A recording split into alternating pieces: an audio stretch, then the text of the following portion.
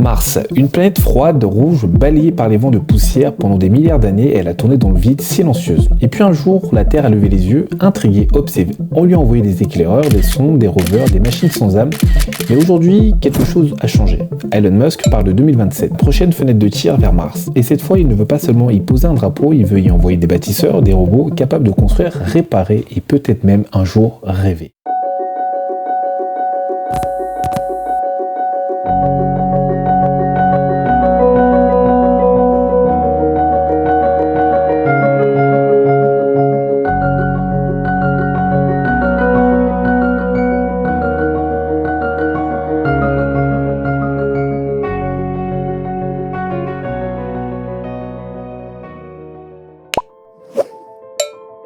Tous les 26 mois, la Terre et Mars s'alignent dans une danse parfaite autour du Soleil, on appelle ça l'opposition. C'est ce qu'on nomme aussi la fenêtre de Hohmann.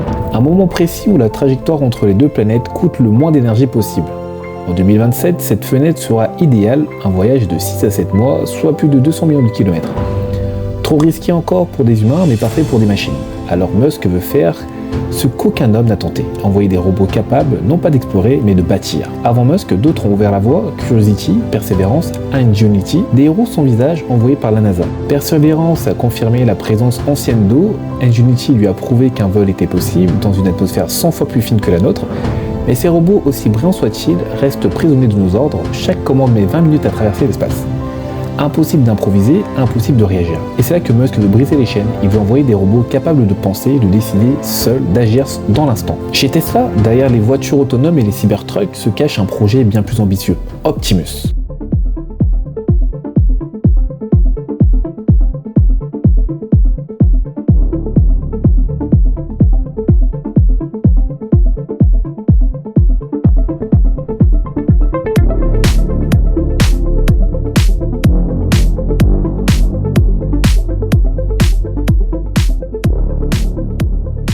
Optimus n'est pas un robot, c'est l'avenir du travail. Il mesure 1m73, pèse 73 kg, voit avec des caméras neuronales et apprend via le même réseau que les Tesla autopilotes. Dans les usines de Fremont, il trie, déplace, assemble, il apprend par imitation et bientôt il apprendra par l'expérience. Beaucoup se moquent encore de ses premiers pas hésitants. Mais ces entreprises nous ont appris qu'il ne faut pas rire longtemps car derrière se cachent des ingénieurs passionnés capables de très grandes choses. Musk, lui, il pense déjà à Mars, à un robot qui s'adapte à tout environnement. Sur Mars, le jour, le soleil frappe sans pitié. Les roches montent à 25 degrés sous un ciel rouge, incandescent, de rêve, le rêve en journée. Mais la nuit, tout s'effondre. En quelques heures, la température plonge à moins 120 degrés.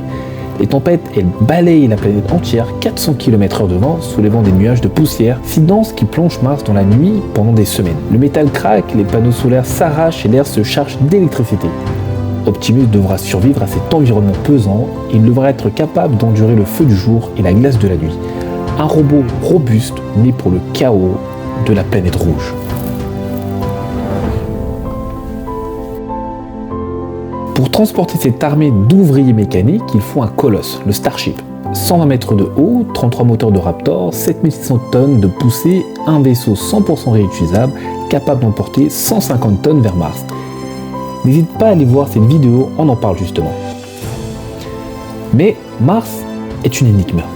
Trop dense pour ignorer son atmosphère, trop fine pour freiner efficacement, alors le Starship plonge à plat, le belly flop, puis se redresse, pivote et allume ses moteurs pour atterrir droit. Une danse millimétrée entre feu, gravité et silence. Et si tout se passe comme prévu, ce colosse d'acier déposera un jour Optimus sur le sol martien. Imagine 2027, un Starship se pose dans la poussière rouge, la rampe s'ouvre et dans le vent martien, une silhouette métallique descend lentement. Pas d'humain, pas de drapeau, juste une machine qui marche. Tandis que la Terre observe à 20 minutes lumière. Optimus déploie des panneaux solaires, construit des structures gonflables, prépare l'énergie pour ceux qui viendront ensuite. Pendant ce temps, à des millions de kilomètres, la NASA continue son programme Artemis. Elle teste les mêmes technologies sur la Lune avant de les envoyer plus loin. La Lune sera le laboratoire, Mars le chantier. En conclusion, l'humanité a toujours rêvé d'explorer les étoiles, mais peut-être que cette fois-ci, ce ne sera pas nos pas qui marqueront un sol inconnu, mais ceux de nos créations. Maybe the first life on Mars will be artificial, peut-être que la première vie sur Mars sera artificielle.